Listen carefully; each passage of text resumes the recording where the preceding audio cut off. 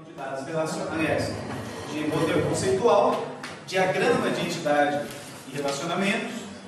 Já aprendemos um pouquinho sobre os atributos, os relacionamentos, a cardinalidade, um para muitos, muitos para um, muitos para muitos.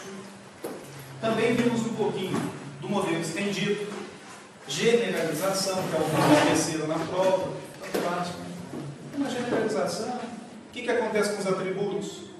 Os atributos são herdados pela entidade mais específica, especializada.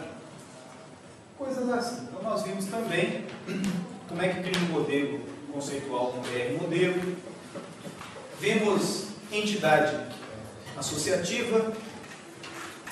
Vimos também que o Carlos Alberto Kleuser fala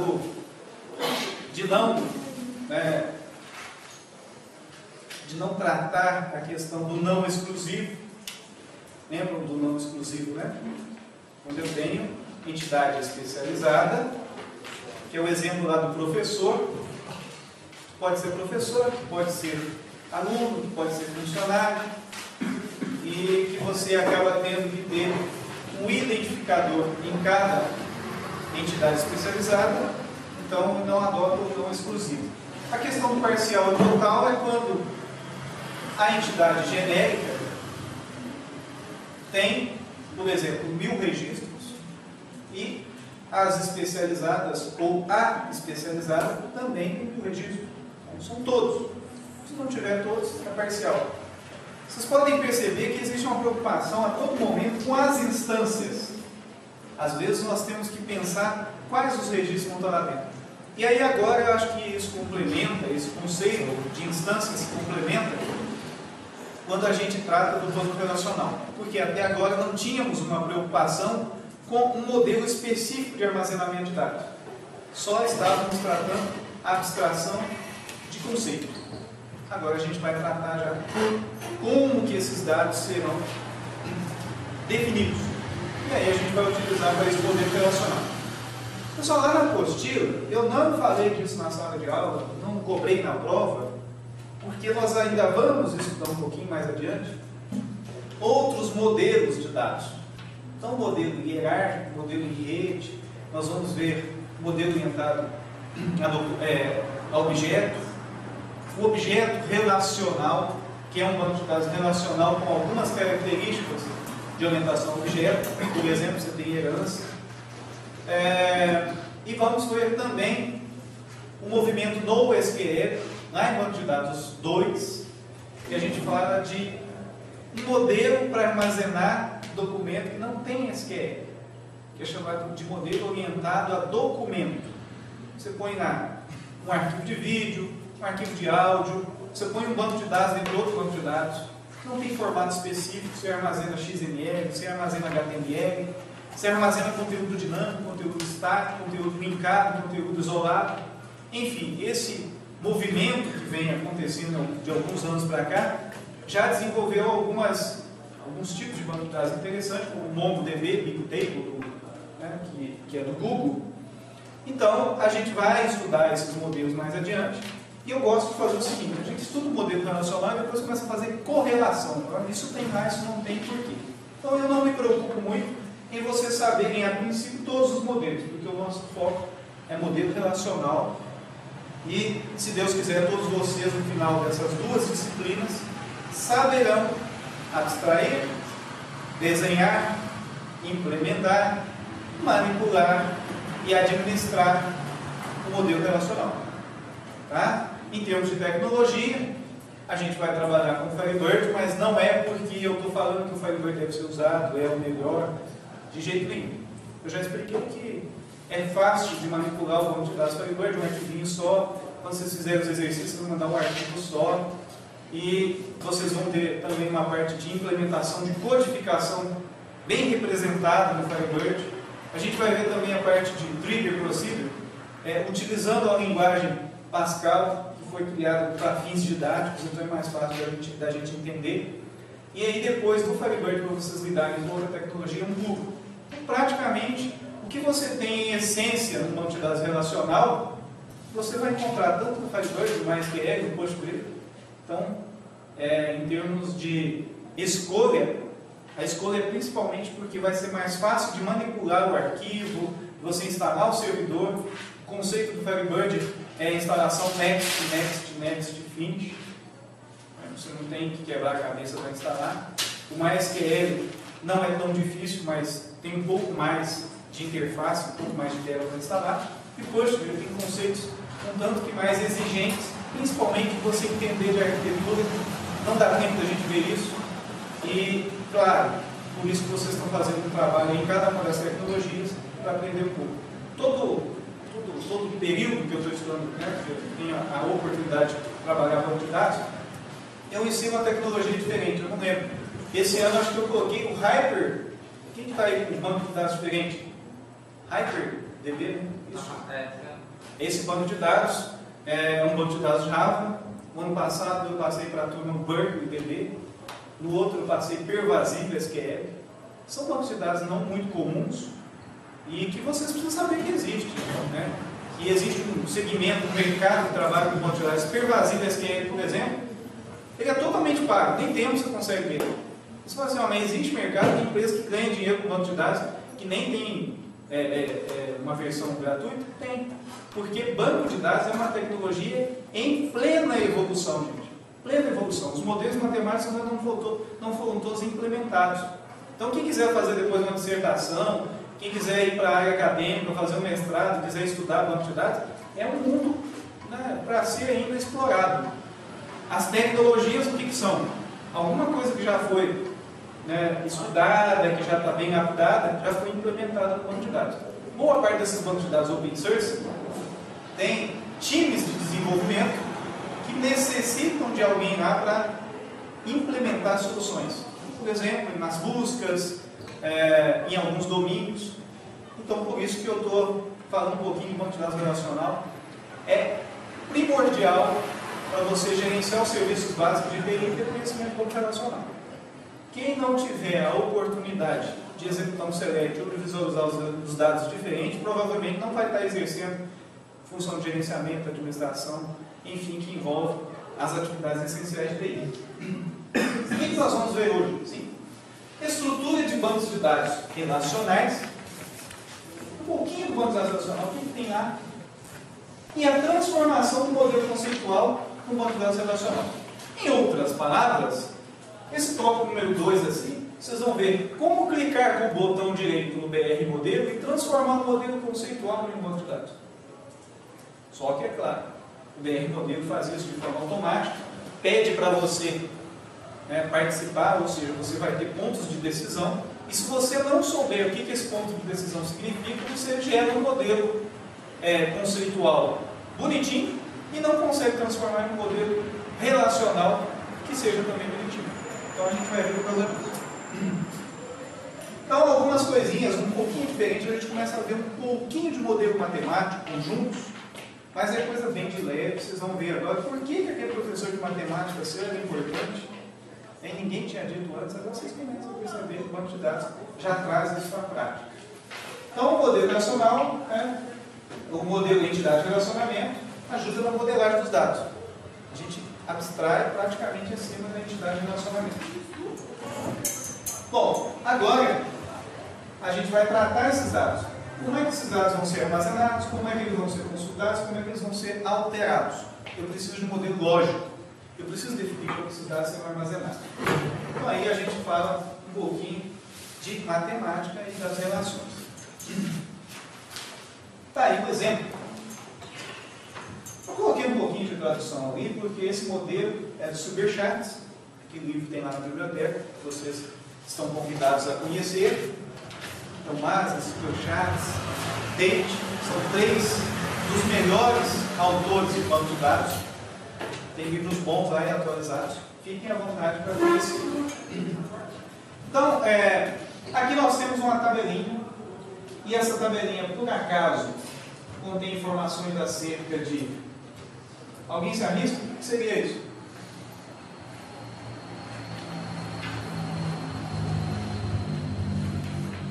No lugar das agências ali, né? Agência do centro. Número conta, né? Nome da agência, ou seja, qual que é a agência bancária, e o saldo. Balanço, fechamento, valor, saldo, calculação de resultado. 3 coluninhas básicas. Então, esse é um exemplo de relação. O que a gente percebe na relação? Colunas e linhas, que agora não vamos chamar de linhas. Vamos chamar de tupla ou tuplo. Alguns autores falam tuplo, né, do espanhol, geralmente as traduções para o espanhol vão falar tuplo, o português não fala tuplas, são as linhas. E aí vem um pouquinho da matemática. Formalmente, dados os conjuntos D1, D2, Dn, uma relação R é um subconjunto de D1 combinado com D2, combinado com D3, D4, Dn. Ou seja, eu vou combinar esses dados. Portanto, a relação é um conjunto de tuplas. A1, A2, A3, AN, a esse A, isso são os atributos, né, que pertencem àquele conjunto de dados. Então, o exemplo aqui está exatamente tratando aquela situação anterior. Customer name são os nomes dos clientes das agências. Então, nós temos ali John, Smith, Hugh, Lindsay. Customer Street, name North Park. São as ruas. Customer City, Harrison, Raleigh, Pittsfield. Então, isso aqui são os meus dados. Esses dados, quando combinados, me dão uma relação, relacionamento, eu linko. Agora a gente começa a perceber. Jones, May, Harrison são as ruas.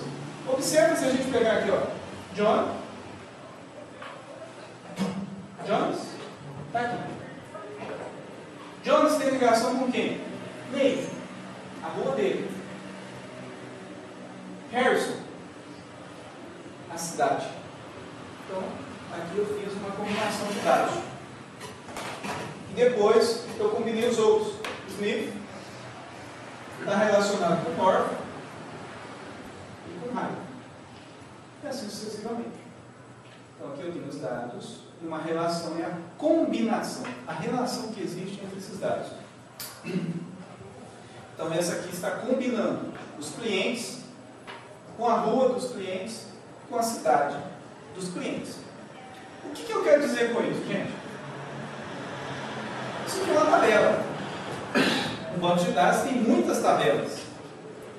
E as tabelas são armazéns de dados, repositórios.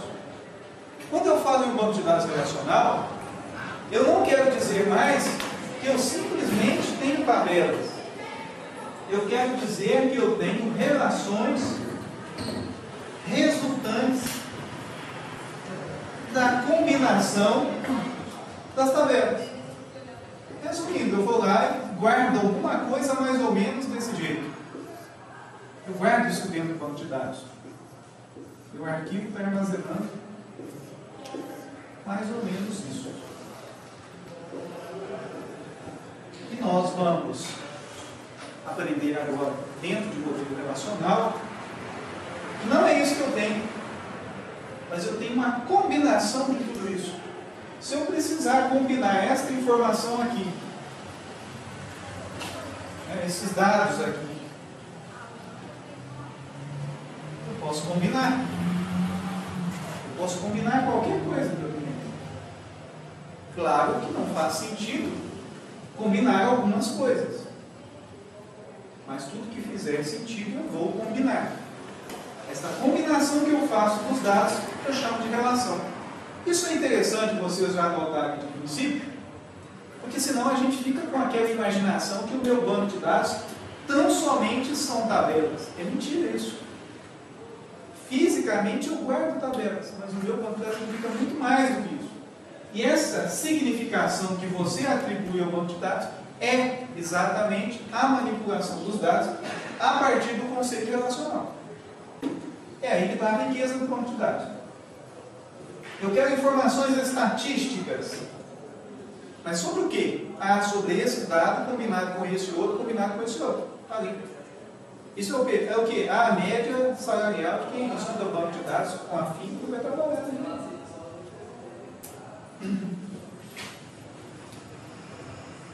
Atributos.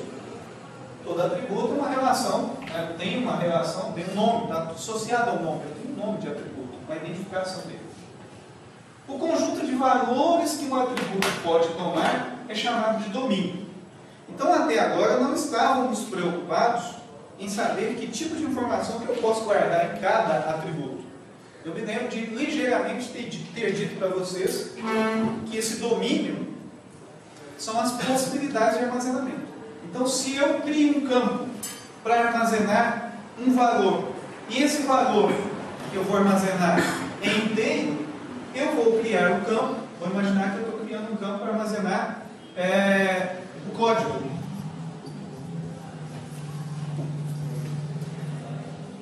Como é que eu faço para dizer que este atributo, cujo nome é código, só pode receber valores que não sejam valores numéricos e que esses valores não tenham, né, valor nenhum depois da vírgula, só valor inteiro. Então eu vou criar um campo do tipo int, lá no MySQL, no Firebird eu vou colocar integer. Se eu vou lá no Axis, eu tenho um campo em português que eu tenho inteiro.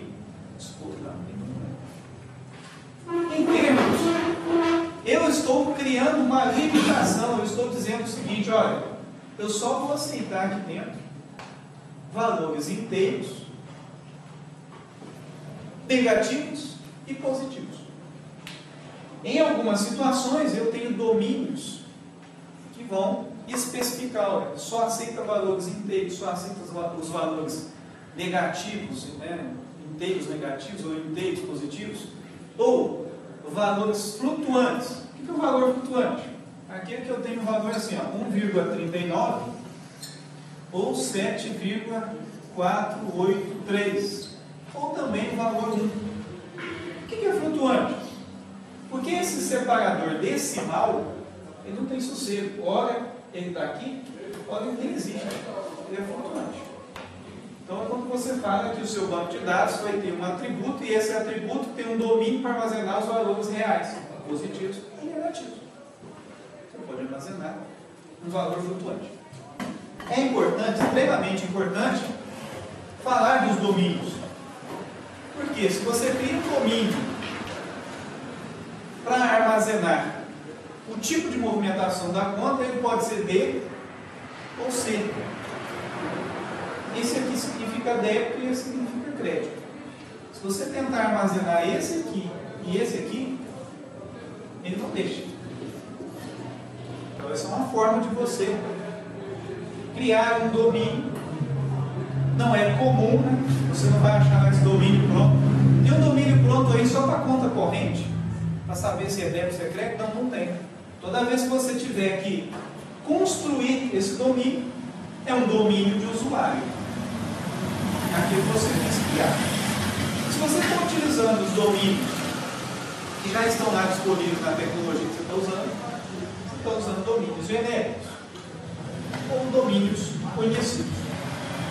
Bom, normalmente obriga-se que os valores dos atributos sejam atômicos, indivisíveis. É terrível, gente, pegar um banco de dados. Deixa eu ver se tem alguém aqui que eu conheço que já fez isso. Rua A,80. Vocês já viram isso demais, não já? Não, não é uma beleza. O dia que você tem um banco de dados desse jeito aqui e alguém fala assim, olha, eu preciso mandar uma nota fiscal eletrônica e tem que ter o endereço do cliente. Aí lá na nota fiscal eletrônica ele pede qual que é o logrador e qual que é o número. Aí você, cheio de boa intenção, fala o seguinte, olha, banco de dados. Tudo que você tiver antes da vírgula é o logrador. Tudo que você tiver depois da vírgula é o número. Não é à toa que você vai achar assim, ó.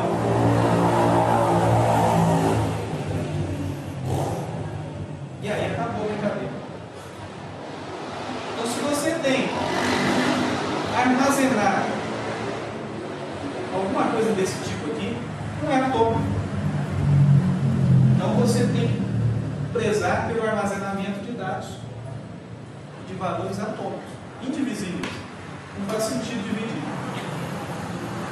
Há quem diga até que o tipo de logrador não deve vir junto com o logrador. Exemplo. Eu já coloquei aqui rua A, 20. Ou 80.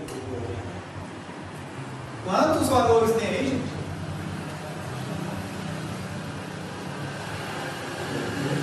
3 valores. Esse aqui, eu vou melhorar a situação, e aí eu faço o seguinte. Rua Dom Pedro 80. Dom Pedro é o nome da logradora. 80 é o número. No caso da nota fiscal eletrônica, eu tenho que mandar esse número separadinho. Dom Pedro é o nome da rua. E essa parte aqui? Se eu tiver falando de um cara aqui, de um americano, ele quer street. Então eu vou traduzir.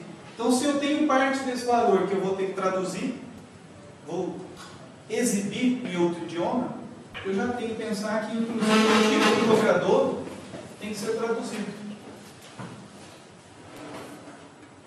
Então, quer dizer que, até mesmo no tipo de logrador, você deve utilizar segmentado, armazenar isso separado. Se você estiver fazendo um banco de dados multidioma, o endereço é um exemplo.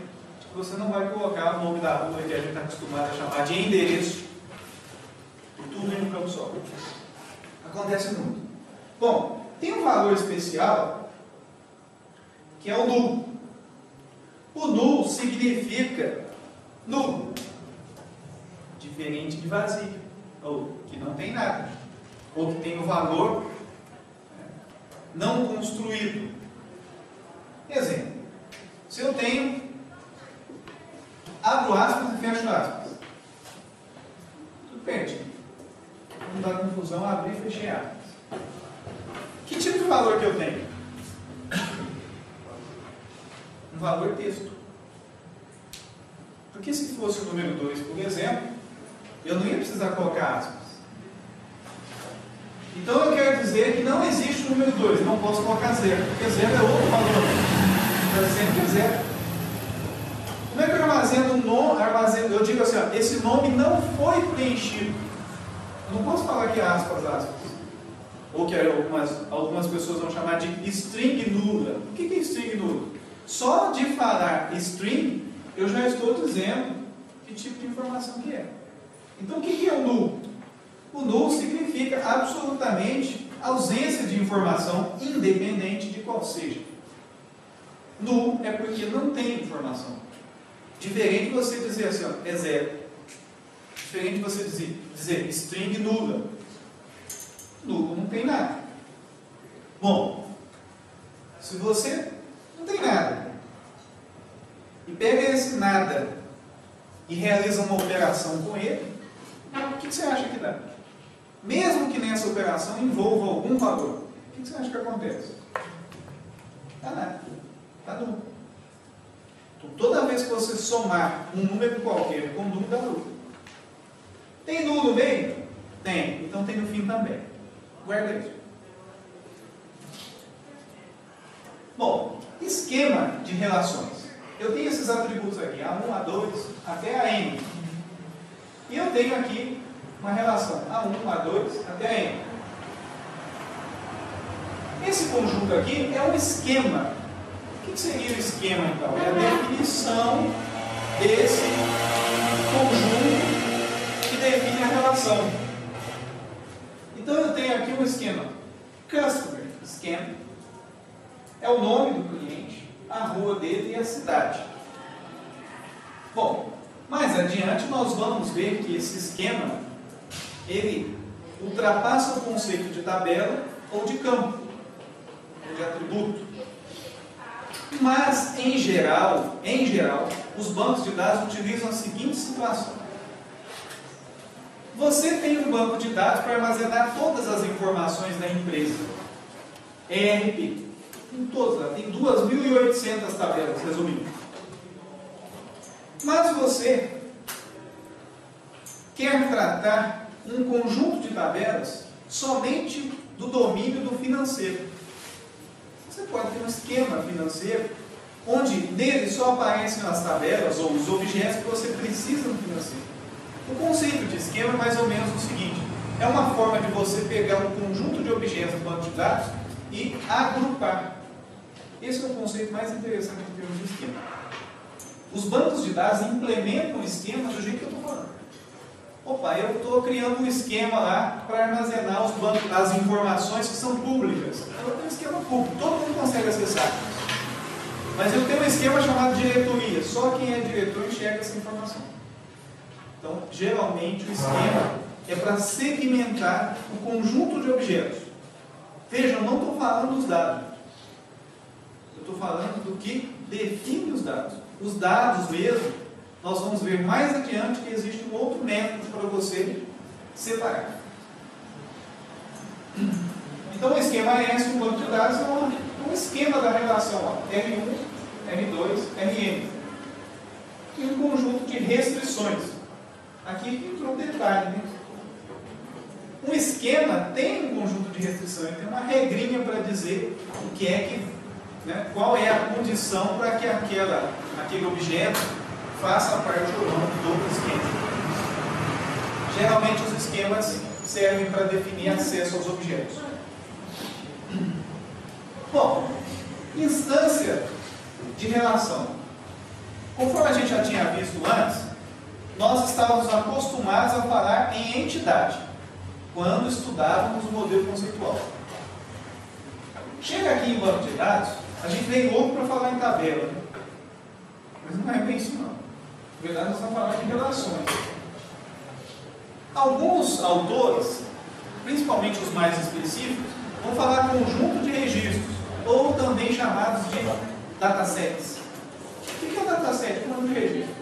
Então, as linguagens de programação adoram falar em dataset. O que é um dataset? Dataset é alguma coisa que tem colunas e linhas. Ah, então quer dizer que esse conjunto de linhas pode ser um pedaço de uma tabela. Não, não só pode ser um pedaço de uma tabela, pode ser uma tabela inteira, pode ser uma tabela combinada com outra, ou podem ser registros de diversas tabelas numa condição específica. O dataset é o result, ou é o result set, também uma nomenclatura bastante utilizada. O que é result set? Não sei, eu fiz uma operação e resultou em linhas e colunas. Esse é o meu result set. Então a gente fala em banco de dados relacional, que a gente trata as relações e não necessariamente as tabelas. Aqui nós temos um exemplo dos atributos das relações e das tuplas, as linhas e as colunas.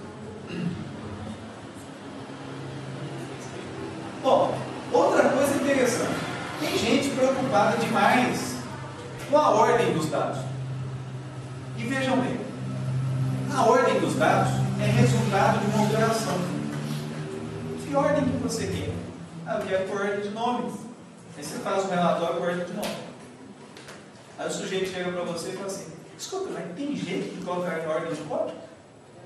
Claro que tem. Ao que você vai ver a informação, você fala com o banco de dados para ele: ó, eu quero que você me mostre nessa ordem. Você tem que falar isso para ele. Ou pelo menos você tem que ser explícito ou implícito e falar assim: olha, eu quero na ordem que os dados foram gravados, mas eu tenho que dizer uma ordem. Então quer dizer que em termos de armazenamento não tem ordem. Os dados estão lá. Pode ser que um dado tenha sido inserido depois do outro, isso é uma ação cronológica. Um antes e o outro depois. Agora dizer que um está embaixo e o outro está em cima, isso não tem o menor sentido. Então não precisam se preocupar com isso. Os dados estão armazenados na ordem que o algoritmo implementado, que geralmente você nem tem acesso, definiu. Suponhamos que havia um espaço desocupado lá no começo daquele arquivo e ele gravou lá. Ele que decidiu gravar, não te interessa se está em ordem ou não. O que você pode definir então? Como que os dados serão exibidos? Armazenados não. Você não tem que se preocupar como eles vão ser armazenados. Por isso que é interessante, né, que algumas pessoas vão criar uma sequência. Ah, eu estou gravando aqui os meus números de venda. Aí, o que tem? Ah, não, o sistema está com problema. Ele gravou a venda 1000, 1001, 1002, depois gravou 1007. Mas o que tem? Agora eu já não sei mais quantas vendas eu tenho. Vai que quebrou a sequência lá para trás. Existe uma operação para contar, gente. E você não tem que se preocupar se está em ordem ou se não está em ordem. Até porque você poderia chegar para uma cidade e falar assim, olha, traga todas as vendas cujo código, número da venda, seja ímpar. E conta quantas tem. Então são operações distintas. Você tem uma operação para extrair os dados e você tem operações estatísticas em cima dos dados. Não se preocupe com isso. Agora, se o sujeito fizer questão, e às vezes a legislação faz, que é por outro princípio, não por causa do princípio de armazenamento, no caso das notas fiscais, as notas fiscais têm sequência. Elas têm que ser numeradas sequencialmente. Não pode existir quebra de sequência? Mentira, pode sim. Você só vai ter que justificar no fisco. Então o que você faz? Você tenta impedir a quebra de sequência desnecessária. Né? Que tem quebra de sequência? Tem. Imagina se não tivesse. Né? Teria empresa aí com um número desse tamanho já. Quanto tempo faz transmitindo nota? Existe uma regra para isso, então você tem que seguir a regra. Mas não necessariamente está dizendo que as informações têm que ser em sequência. Por isso que geralmente a gente tem aí um código para identificar as informações. O que é um banco de dados? São diversas relações. A gente gostava de falar que o banco de dados era um conjunto de tabelas. Não, o banco de dados é um conjunto de relações. Existe até o conceito que diz o seguinte, olha, esse banco de dados compreende as informações que não estão nele, fisicamente, mas conceitualmente sim. Então quer dizer, você tem um banco de dados feito lá no Access, bem tranquilo esse. E o Access tem a extensão MDB. Você salvou na área de trabalho. Você foi lá, abriu o banco de dados Access e viu que tem 200 megas. De repente, você abre um objeto desse banco de dados. Imagina que você tirou um vídeo de lá de dentro. Salva o vídeo na área de trabalho, aumenta em 300 megas. Você fica, meu Deus, que mágico foi esse? Se tudo tinha 200, como é que eu tirei de dentro disso uma coisa que tem 300? Pode ser que aquele seu banco de dados do Access tenha uma conexão com um repositório que está fora e trouxe a informação de lá. Então isso quer dizer que, na verdade, o banco de dados é um conjunto de relações, não simplesmente um conjunto de tabelas que está aqui dentro. Dependendo da operação que você faz, olha que interessante essa. Eu tenho uma tabela com determinados números. E eu tenho outra tabela com uma determinada quantidade de registros. E eu resolvo realizar aquela operação que vocês devem se lembrar bem, que é o produto cartesiano. Vocês lembram do produto cartesiano? Vocês estudaram aí com o professor Matusalém matriz, determinantes. Aí tem o produto cartesiano. Você vai multiplicar os elementos de uma matriz pelos elementos de outra matriz. Vocês já imaginaram, se você tiver uma tabela, né, se você tiver 3 tabelas, e realizar um produto cartesiano das 3 tabelas, olha o tamanho do conjunto que você trouxe. A gente colocou tudo aqui. Quantidade de linhas que você tem, quantidade você tem na outra, quantidade você tem na outra. Imagina agora que você pegou esta resultante e aplicou outra operação com uma igual a ela. Esse conjunto, ou seja, essas relações que você tem aqui dentro, elas se transformaram. Então isso é mutante, isso é dinâmico. O banco de dados é um conjunto de relações. É muito mais que dizer que ele é simplesmente um conjunto de tabelas. Por quê? Tem informações no banco de dados que estão fisicamente gravadas. Tem outras que são resultantes de uma operação que o banco de dados vai fazer para você quando você pedir a informação para ele. É por isso que as relações são mais abrangentes, em termos conceituais, que as tabelas. Então aqui tem um exemplo, né? Account armazena informações das contas. Depósito registra informações dos clientes que podem movimentar. Customer guarda informações acerca dos clientes. Eu poderia armazenar isso tudo numa mesma tabela, numa mesma relação. Bem, account number, balance, customer name. E aí eu tenho. Aí eu começo com aqueles problemas. Vocês lembram dos problemas que a gente tem de um banco de dados? E quando eu não tenho as informações do banco de dados, que eu uso arquivos comuns? Olha o que eu tenho que tomar cuidado. Com a repetição de informação. 2 clientes que detêm uma mesma conta. A necessidade de valores duplos para representar um cliente que não possui uma conta. Você vai lá e cria uma tabelinha só para armazenar tudo que você tem de informação. Os amigos, telefones, os imóveis, os contatos, os familiares. Pode ter certeza, em algum momento vai ter coluna vazia. Aquela informação para aquele indivíduo que você está armazenando não existe. Você cria lá uma coluna para guardar o crédito, só os engenheiros têm crédito. Ou afins. Você vai criar uma coluna para guardar o CRI. CRI. De administração. Só tem os administradores. Então quer dizer, se tem muito valor duplo, não está bem modelado. Se repete, também não está bem modelado. Por isso que existem diversas relações. As chaves, ou também chamados de identificadores, para que servem? Para identificar cada tuplo, ou cada tupla, cada linha. Então veja bem, eu tenho que uma chave, uma superchave de R, se os valores de K são suficientes para identificar uma tupla da relação. A gente pensa também, o campo-chave é um só. Mentira, o campo-chave pode ser 1, 2 ou 3. Chave pode ser composta. Então eu preciso de um conjunto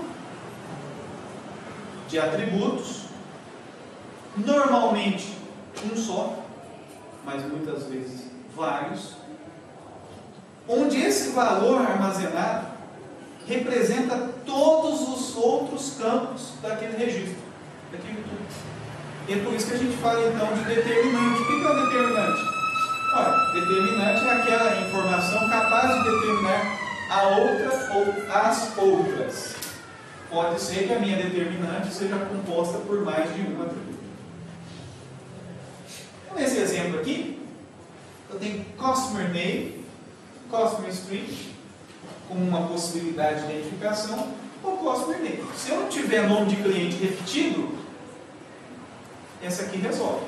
Se eu tiver nome de cliente repetido, eu incluir a rua, e agora eu já não tenho mais cliente repetido na mesma rua. Eu tenho uma chave candidata. Se ela for suficiente para identificar uma dupla, mas ela não for a chave primária, se ela não for a minha chave escolhida para armazenar.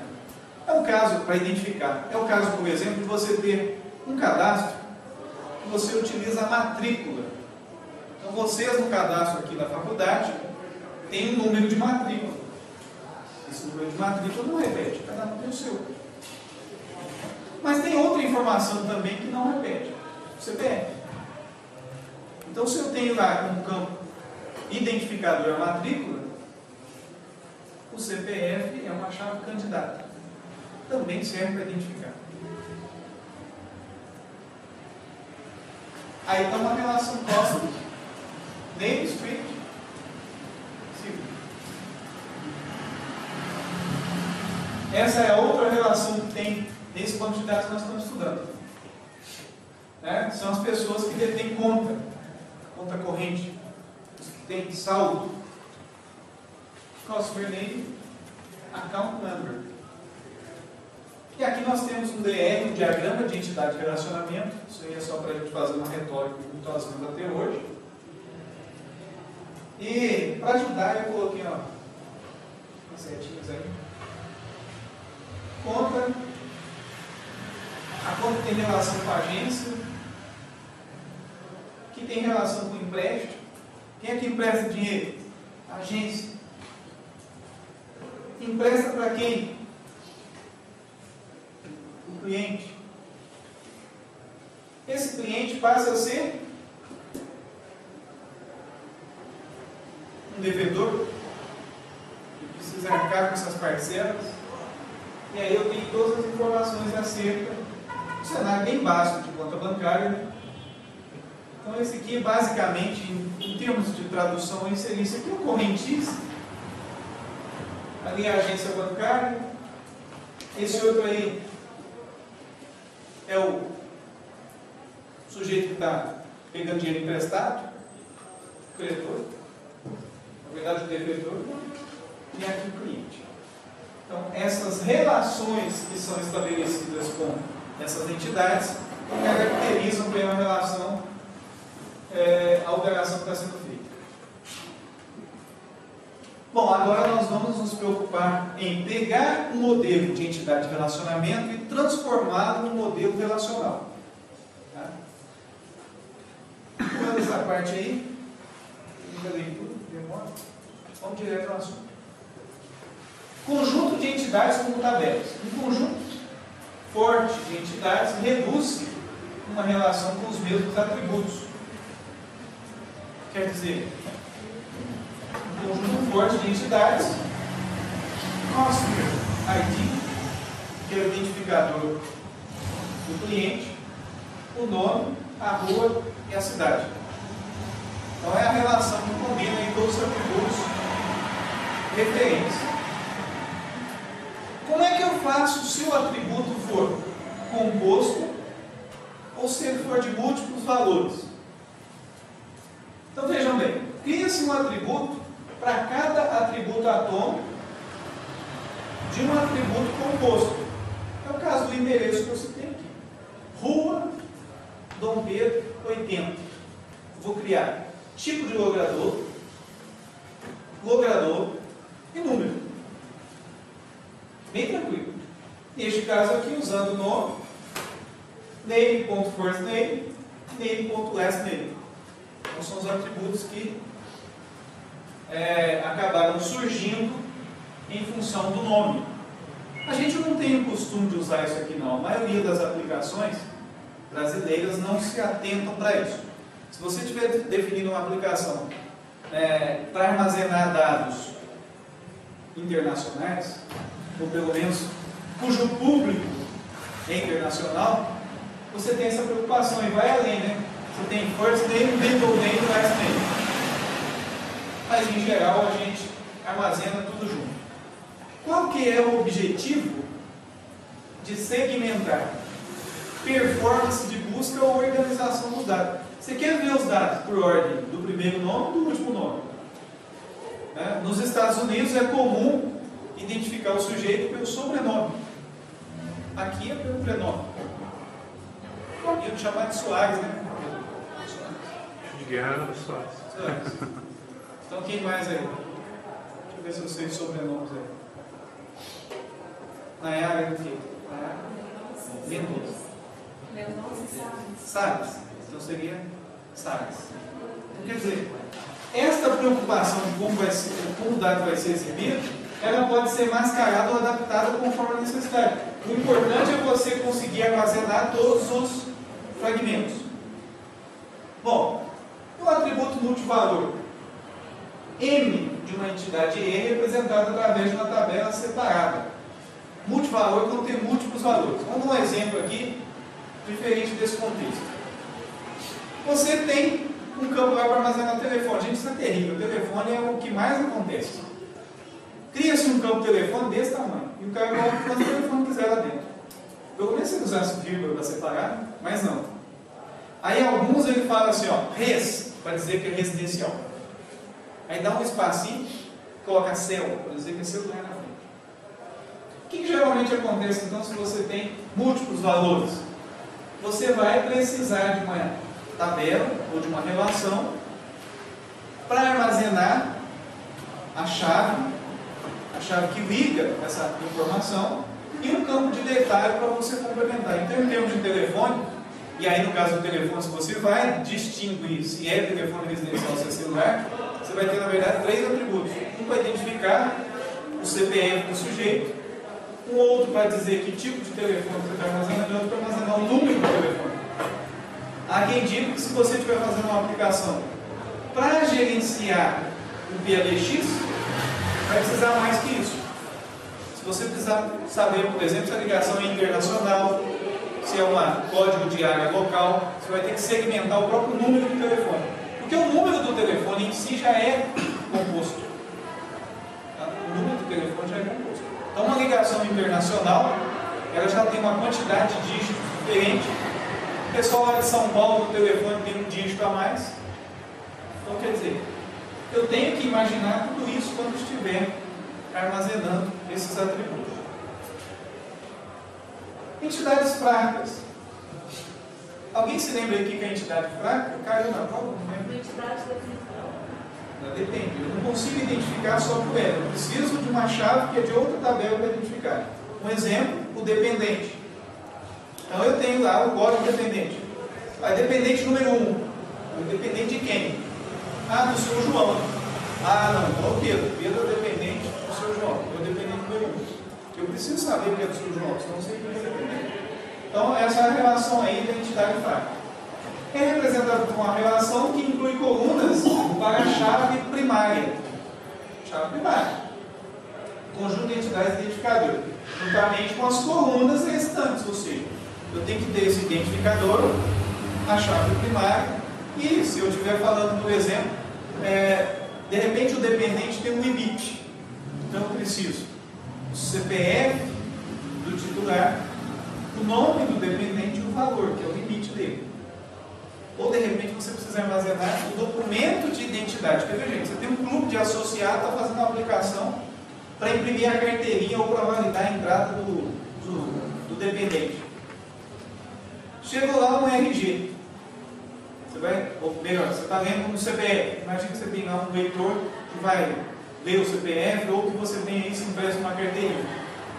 Sempre você vai ter que fazer a leitura do titular, para você saber que aquele dependente está associado ao titular. Porque geralmente você vai gravar as informações do titular, que tem uma ligação com aquele dependente.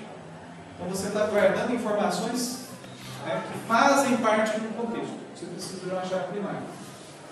Está aí, o empréstimo, número, a data do pagamento, a data, o número de pagamento, e o restante, o pagamento restante. Associações. Aí agora vem as relações, né? Aqui nessa apresentação, vocês vão ver alguns termos semelhantes ao que a gente está trabalhando. Enquanto que a gente falava de relacionamentos, aqui fala-se associações, quando eu faço associação de tabelas. Então, muitos para muitos, sempre resulta no que mesmo? Uma nova entidade, que é aqui uma nova relação. O que eu preciso? O ID de um e o ID da outra. Em geral, é assim que eu vou armazenar. De repente, eu tenho também uma informação. Loan, na verdade, borrower é o mutuário, né? O cara que pegou dinheiro emprestado. Tabelas redundantes. Conjunto de associações muitos para um ou um para muitos. Então, o que você vai ter que fazer? Guardar a chave de uma na outra. Então, está aí o exemplo. Account relacionando-se com agência. Então, veja. O número da conta. Ok? O saldo. O nome da agência. A cidade e o recurso. Neste caso, qual que é a entidade ou qual que é a tabela ou a relação que vai fornecer a sua chave para outra? Observem.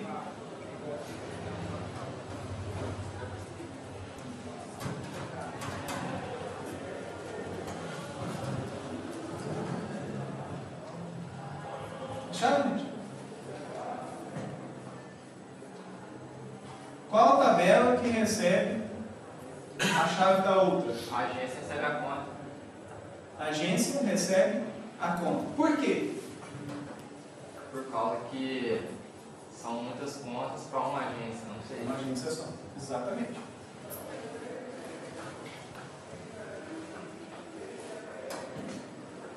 Redundância de tabelas, nós temos também conjuntos 1 para 1. Relacionamento 1 para 1. Quando é que se usa 1 para 1, gente? Precisa visualizar algum cenário, eu tenho que usar um para um? Jefferson? Aqui assim. Fred?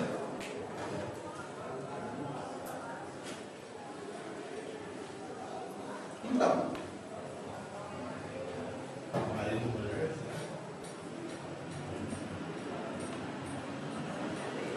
Não, na verdade esse relacionamento aí é muito que você está falando de auto-relacionamento, né? Só que na verdade você coloca uma restrição, porque o casamento não pode ter um Pai e bandeira. O pai só pode ter bandeira e o bandeira só pode pertencer ao país. Sim, mas na verdade, gente, o importante vocês gravarem, pode até ser essa situação aí, mas é específico. Força um pouquinho a barra. Quer ver o seguinte? Você tem um CPF para cadastrar pessoas. Essa é a chave. E você tem também nome. Tá certo? Isso tudo aqui é uma tabela, ou uma relação agora, que a gente chama de pessoa. Ou pessoas. Tá certo? Olha que interessante. Eu criei outro caderninho. E eu vou armazenar.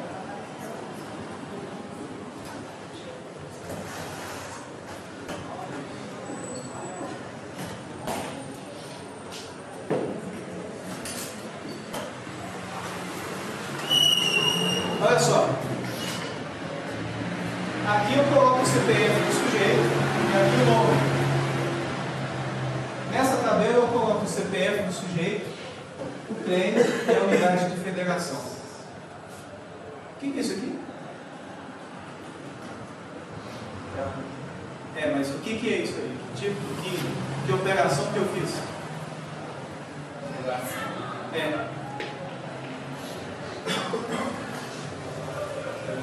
Então vamos fazer o seguinte. Eu vou colocar aqui no CPF X, vou colocar a Ana. Ana é advogada. Advogada tem o que mesmo? OAB. Agora eu coloquei Y. CPF Y é o João. João é engenheiro. Então eu venho aqui e coloco Y. Né?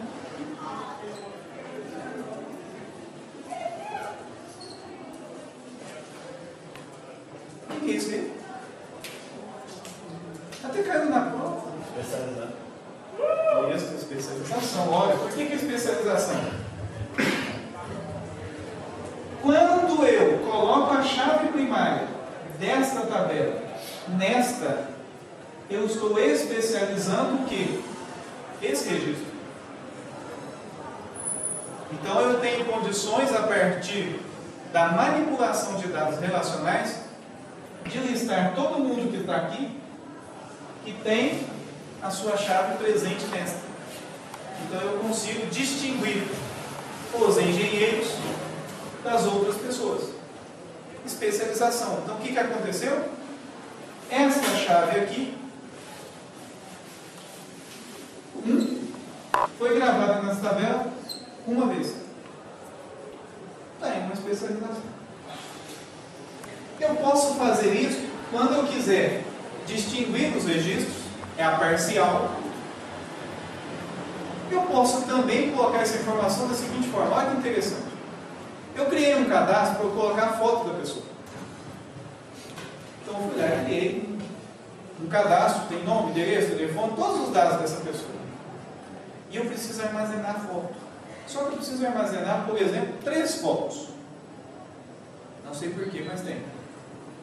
De cada pessoa. O que eu posso fazer? Sempre eu tenho que gravar 3 fotos. Não pode ter uma, não pode ter 2, não pode ter 4. Tem que ser 3 fotos. É requisito do meu sistema. O que eu faria? Eu posso criar uma tabela, outra tabela. Essa tabela eu vou ter um campo para colocar a foto 1, a foto 2 e a foto 3. E um campo-chave para armazenar o CPF. Pronto. Só tem um jeito de gravar. Se os 3 campos de foto forem obrigatórios e E se eu tiver esse relacionamento 1 para 1, eu consegui estabelecer uma regra no meu banco de dados que exige que as 3 possam terminar. Ou você preenche as 3 ou não deixa de gravar o registro. Está aí uma situação onde eu fiz uma especialização para complementar uma informação. Só tem um jeito de ter foto. Tem que ser 3. Eu poderia utilizar esse modelo, por exemplo, para construir um time de futebol. Todos os campos são obrigatórios. E aí o campo de futebol, óbvio, se você for armazenar um time, você tem que armazenar os 22 registros que compõem o time. Oi, cara, se não fosse, por exemplo, poderia cadastrar várias fotos, eu criaria uma tabela onde haveria o registro da foto, CPF, incluindo vários registros. Poderia também. Poderia repetir o CPF, mas só que aí o relacionamento já não seria mais Não, seria mais um plano. Aí o recomendado da pessoa da forma seria assim. Se você tivesse que ter 3 casos Não, específicos, sem ser. agora se você tivesse 0, 1 ou N, você poderia fazer dessa forma. Agora o problema é o seguinte, nessa situação é muito difícil você ter que gravar 3 registros e não ter que distinguir um do outro. Geralmente você teria que ter mais um campo para classificar. Essa é a foto de corpo inteiro, essa é a foto de perfil, e essa é a foto de testa. Expliquei tudo aqui. Derivação de tabelas de especialização. Bom, aqui o autor está citando, o Silverchat está dando 2 exemplos de como você pode implementar a especialização. O primeiro método está dizendo, forma uma tabela para a entidade de maior nível. A mais geral seria a pessoa que eu estou aqui no exemplo. Depois você cria uma tabela para cada conjunto de entidades de nível abaixo, incluindo a chave primária daquela logo acima. Tá? E os atributos locais. Foi um exemplo que eu dei aqui no engenheiro. Uma tabela pessoa, uma tabela de atributos. Qual é a desvantagem disso aqui? Porque tem informações acerca de employee, por exemplo, obriga a consultar as 2 tabelas. Toda vez que eu vou consultar, eu tenho que ler as 2 tabelas. Pessoal, isso é uma questão de escolha mesmo. Vocês vão ver como manipular os dados ao longo do tempo, e vocês vão falar o seguinte, mas eu vou criar mais uma tabela para armazenar os dados, ou eu vou armazenar tudo em uma tabela só? Eu já trabalhei com uma pessoa que fazia modelagem de dados, mas era muito rigorosa com a questão conceitual. Então, se o autor estava recomendando, ele fazia daquele jeito categoricamente. Então, a gente tinha uma situação de cadastro bastante interessante, que era o seguinte, eu tinha uma tabela pessoa que só tinha o ID. É um número. Certo? Tabela pessoa só tinha o ID. Aí eu tinha uma tabela para armazenar físico, só tem informações de pessoa física, uma tabela só para armazenar informações de pessoa jurídica, e uma tabela para armazenar as informações complementares em suas múltiplas versões. Entendeu isso? Com história. Então aí o que acontecia? Toda vez que eu ia fazer um relacionamento para trazer pessoas, era um padrão. Aí, o que a gente vai ver adiante, que é o comando select, ele fica mais complexo. Em termos de armazenamento, esse modelo é muito bom. Só que você tem que equilibrar. Eu acho que tudo em exagero faz mal. Talvez até água em exagero vai fazer mal. Então você tem que fazer o seguinte, equilibrar. Não é também sair por aí pregando, olha, eu sou a favor de criar, não vai ter nenhum campo nulo no meu banco de dados. Nenhum. Tudo bem, vai ficar bonitinho o seu modelo, conceitualmente ele vai ficar correto. Só que o programador vai te xingar. Porque fala assim, olha, eu fiz uma aplicação aí do outro designer de banco, um insert só eu resolvia tudo. Eu inseri um registro só. Agora, no seu caso, tem que fazer 10. Estou gastando mais tempo. Então, você tem que equilibrar. De repente, você vai ter que abrir mão de um conceito para ganhar em performance ou tornar o seu modelo de dados um pouquinho mais simples. A gente não tem que ser também rigoroso demais e sair por aí exigindo que todas as regras do banco de dados sejam cumpridas. Nós vamos estudar mais adiante normalização, que é basicamente o conjunto de regras que define como você deve construir as tabelas. A normalização, sim, é um dos conceitos preocupantes. Porque se você não atender a normalização, seu banco de dados pode não estar bem modelado. Por outro lado, Já existem experiências comprovadas que quebrar a normalização em casos específicos resulta em performance. É o famoso tuning de banco. O que é tuning de banco? Ah, tuning de banco é um cara que sabe demais de banco de dados. Não necessariamente, ele sabe sim. Mas não é que ele está cumprindo a regra. Ele foi lá e quebrou uma regra de normalização de banco de dados e resultou especificamente em melhoria de performance. Claro que vai servir só naquela situação, você não pode adotar como regra geral, senão não existia normalização. Outro caso aqui é formar uma tabela para cada conjunto de entidade com os atributos locais e atributos herdados. Aí seria o seguinte, quando eu fosse cadastrar um engenheiro, vocês viram ali naquela demonstração que eu fiz do quadro, eu também colocaria o nome. Aí o nome ficaria tanto na pessoa quanto no engenheiro. Qual vocês acham que é o problema disso? Não, é a manutenção, o custo de manutenção. Toda vez que você mudar o nome na tabela, você tem que lembrar de mudar o outro. Senão você corre o risco de ter inconsistência. Isto também, gente, não é regra geral, mas em algumas situações é relevante você fazer isso. Pode ser, por exemplo, você precisa fazer uma ordenação e você não precisa buscar os dados para fazer a ordenação, você vai precisar dos dados lá para fazer aquela ordenação local. Você de repente coloca no lugar para ordenar. Bom, agora nós temos relações correspondendo à agregação. Eu coloquei um exemplo aqui, um pouco diferente do Silverchats, é uma outra apresentação que eu vou colocar para vocês no PDF, que a gente vai seguir também, mas aqui eu gostei desse exemplo que a gente já tinha estudado mais ou menos um pouquinho sobre professor, escola, e trouxe esse exemplo para vocês. Então eu tenho um professor, a entidade professor, que ministra determinada disciplina.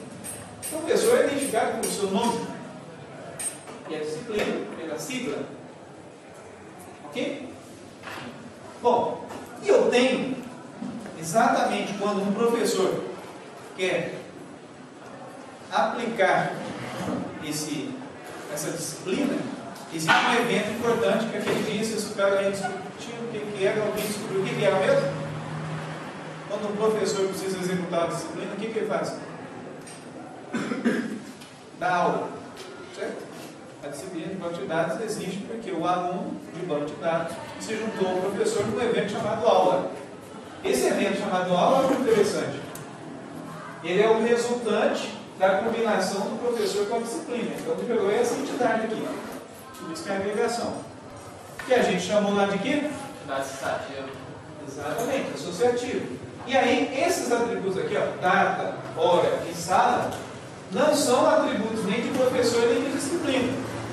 São atributos da entidade que associa as duas, por isso que a representação está aqui nessa linha de fora.